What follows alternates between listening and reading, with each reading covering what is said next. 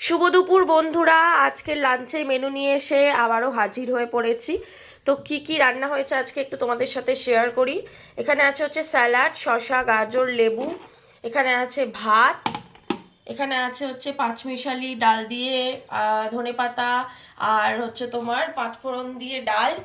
পেঁয়াজ ফোড়ন দিইনি আজকে। আর এখানে আছে সাদা শুক্তো করেছি। আর এখানে আছে হচ্ছে আলু ফুলকপি দিয়ে একটুখানি মাছের কালিয়া।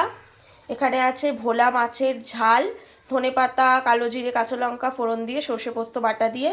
আর এখানে আছে কুলের অম্বল। এই শীতকালের এই টাইমটা, মাঘ মাসের, আমার কুলের অম্বল খেতে ভীষণ ভালো লাগে, মানে কুলের চাটনি যেটাকে বলা হয়। আমার মা ভীষণ বানায়, যখন ওই বাড়িতে ছিলাম খেতাম প্রচুরও, এখনও গিয়ে খাই। বাট আমি ভাবলাম আজকে একটু বাড়িতে বানাই, এই জন্য আমার বর এনে দিয়েছে। তো একটুখানি এই কুলের অম্বল করেছি। আর এই হচ্ছে আজকে আমাদের মেনু।